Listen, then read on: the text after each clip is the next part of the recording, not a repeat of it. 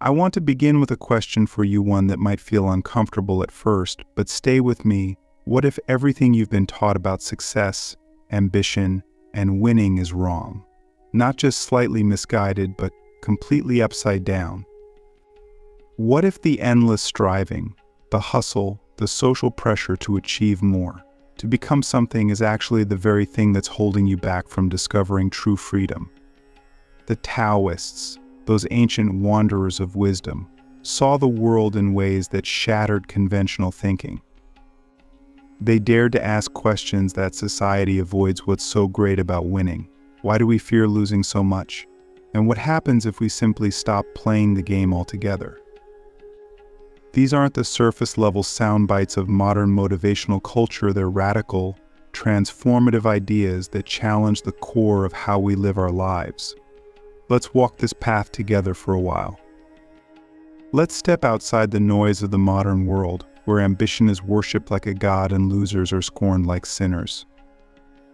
Let's explore why being a loser, yes, a loser might just be the most liberating thing you can ever embrace. Imagine for a moment that you're standing in a crowded room. All around you, people are shouting about their achievements, promotions, degrees, investments, followers, awards, possessions. It's deafening. And in that room, there's an unspoken rule: the louder you shout, the more valuable you are. If you're silent, you're invisible. And if you dare to say, "I don't care about this shouting contest," you're a heretic, a loser. But let's pause. Who made these rules? Who decided that your worth is tied to how much noise you can make about your achievements? The Taoists would laugh at this room. They'd see it for what it is: a self-imposed prison, a game where the players don't even realize they're trapped. Laozi, the legendary author of the Tao Te Ching, said, "When you are content to be simply yourself and don't compare or compete, everybody will respect you." But here's the catch: the respect he's talking about isn't the shallow kind that comes from others. It's the deep, unshakable respect you earn from within. Click subscribe to this channel to get more profound insights. Have you ever stopped to question why you want what you want? Is it truly your desire, or is it something you've absorbed from the world around you? The Taoists believe that most of our ambitions are like clouds. They appear substantial but dissolve when we try to grasp them. We chase status, money, and approval, thinking they'll fill some void inside us. But the truth is, the more we chase, the emptier we feel. Here's a hard truth that our achievement-obsessed culture doesn't want to admit: you're not in control. Not completely anyway. Yes, you can work hard, make plans, and take action. But the outcomes? Those are governed by forces far beyond you: luck, timing, circumstances, other people's decisions, the randomness of life itself. The Taoists had a word for this: wu wei, or effortless action. It doesn't mean doing nothing. It means aligning yourself with the natural flow of life rather than forcing things against it.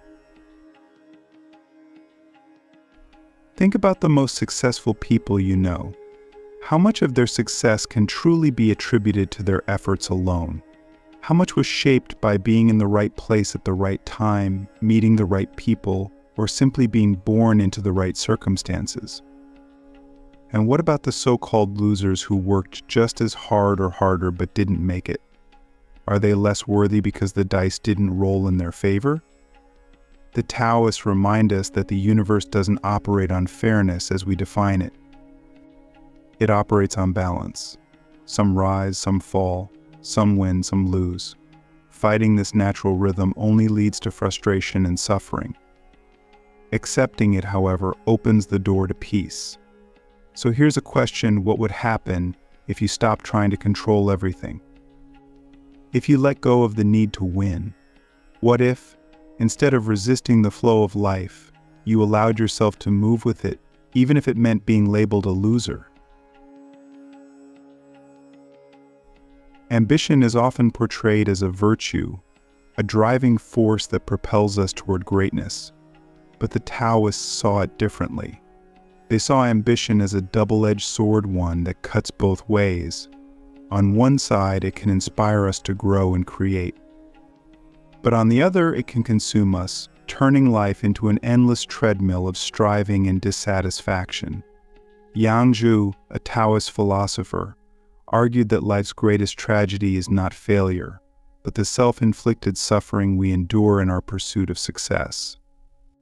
He warned against the trap of sacrificing the present for an uncertain future, of trading peace for the illusion of progress. How often do we do this? How often do we tell ourselves, I'll be happy when ... when I get the promotion, when I buy the house, when I lose the weight, when I achieve the thing. But what happens when we get there?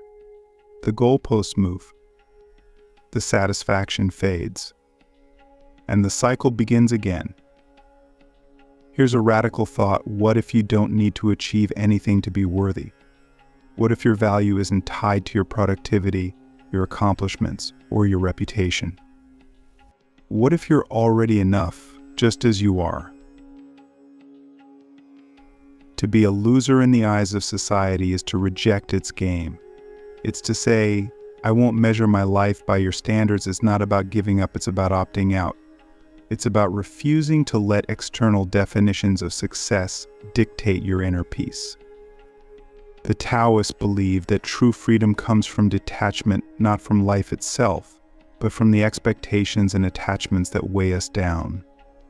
When you let go of the need to win, you discover that losing isn't something to fear.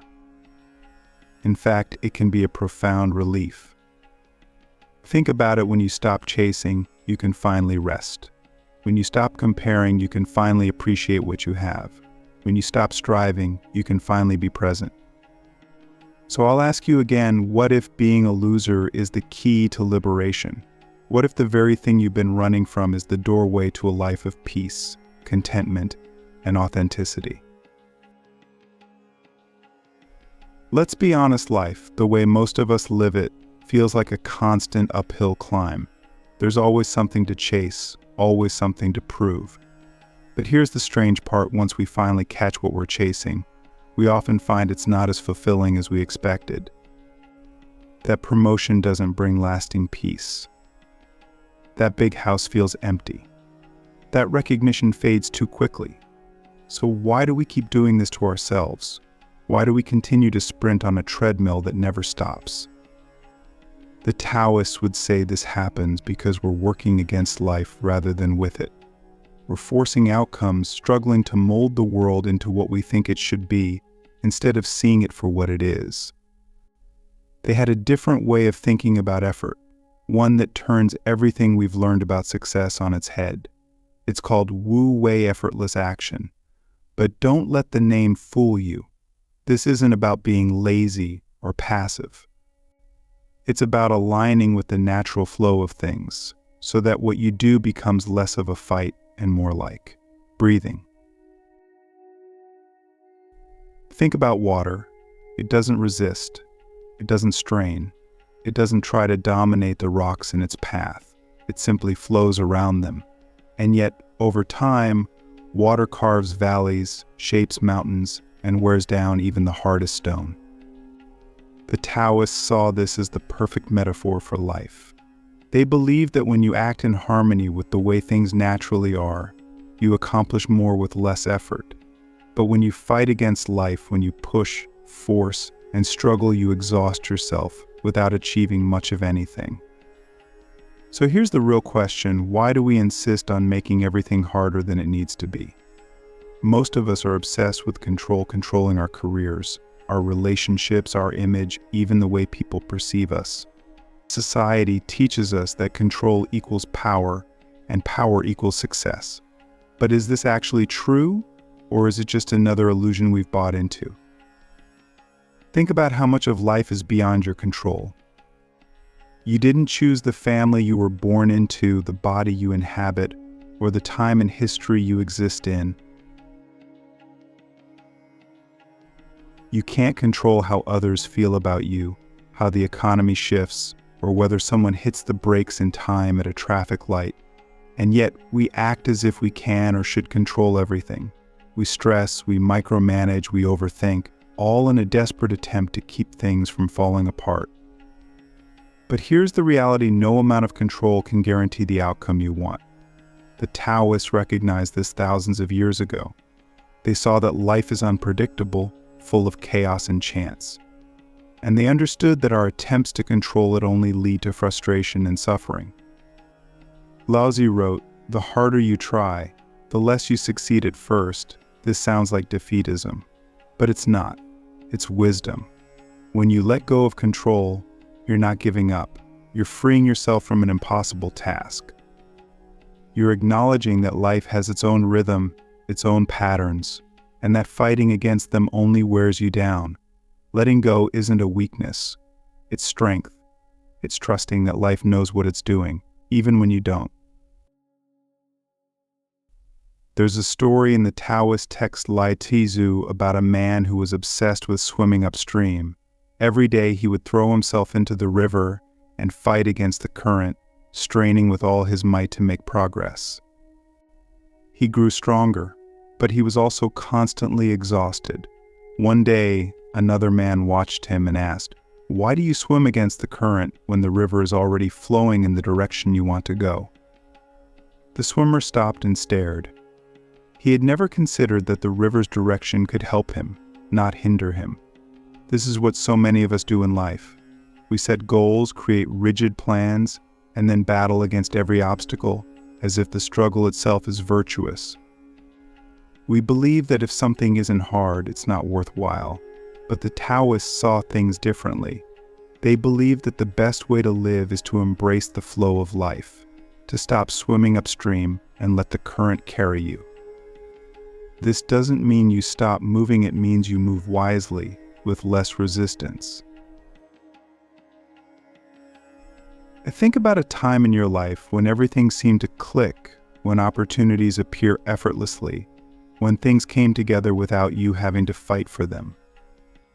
Maybe it was a job offer that came out of the blue, or a conversation that changed your perspective, or a relationship that just seemed to fit. That's what Wu Wei feels like. It's not about doing nothing. It's about doing the right things at the right time, in the right way, with the least amount of unnecessary effort. Here's something we rarely admit out loud: achievement doesn't satisfy us the way we think it will. Sure, it feels good in the moment, but how long does that feeling last? A day? A week? Maybe a month? After that, we're on to the next goal, the next milestone, the next mountain to climb. It's like we're trying to fill a bottomless pit. And the more we achieve, the more we realize the pit can't actually be filled. The Taoists understood this. They saw ambition as a kind of addiction, one that keeps you chasing happiness but never really finding it. And they weren't the only ones. In Buddhist philosophy, there's the idea of the hungry ghost, of being with an enormous stomach but a tiny mouth. No matter how much it consumes, it's never enough. Doesn't that sound a lot like modern life? What the Taoists suggested instead was radical stop striving. Stop basing your worth on what you accomplish. Stop believing that you need to become something in order to be whole. Instead, focus on simply being. They believed that the more you let go of the need to achieve, the more space you create for real joy, real peace, and real connection. But this isn't just a spiritual idea, it's practical. Think about it. When you're not obsessed with proving yourself, you have more energy to enjoy what's already in front of you. When you're not consumed by ambition, you have more time for the things that actually matter: relationships, creativity, rest. And when you're not afraid of being a loser, you can take risks, try new things, and live more authentically. Letting go isn't easy. It requires a kind of courage that most people don't talk about: the courage to stop caring about what others think, to stop measuring your life by someone else's standards, to stop chasing things that don't truly matter to you. It's scary because it feels like stepping into the unknown, but it's also incredibly freeing. When you let go, you realize that life doesn't have to be a constant struggle. You don't have to force things to happen. You don't have to win all the time. You don't have to be successful by society's definition. You can simply be. And in that simplicity, you find something rare and precious peace. So what's stopping you from letting go? What's keeping you tied to the endless cycle of striving and struggling? And most importantly, what would your life look like if you stopped swimming upstream and started flowing with the river?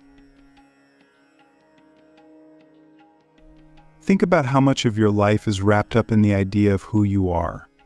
Your name, your job, your achievements, your failures, these are the things you use to define yourself. But here's the strange part, none of these things are permanent. Jobs change, reputations fade, achievements lose their shine, and failures get forgotten. If all of these are so temporary, what does it really mean to have an identity? And more importantly, why are we so desperate to cling to it? The Taoists believe that the tighter we hold on to our identity, the more imprisoned we become. The more you insist, I am this or I am that, the more rigid your world becomes. You start to filter everything through this narrow lens, constantly trying to live up to your own definition of yourself. And when life inevitably challenges that definition, when you lose the job, when the relationship ends, when the world doesn't see you the way you see yourself, it feels like the ground is being pulled out from under you. But what if you didn't need to define yourself at all? What if you could live without constantly trying to be somebody? The Taoists would say that the most powerful person is the one who doesn't cling to any fixed identity. They're like water, shapeless, adaptable, impossible to pin down. They're free because they don't waste energy protecting an image or defending a role. They simply move with life, becoming whatever the moment requires. It's not about being nothing in a negative sense. It's about being everything. When you stop clinging to a rigid identity, you open yourself up to endless possibilities. You're no longer trapped by who you think you're supposed to be. You're free to grow, to change, to experiment, to fail, and to succeed without fear. Here's the irony: by letting go of the need to be somebody, you gain a kind of quiet power. You stop being controlled by the expectations of others. You stop being held hostage by your own ego. You stop needing to prove anything. And in that space, you find something rare, a life that feels light, open, and completely your own.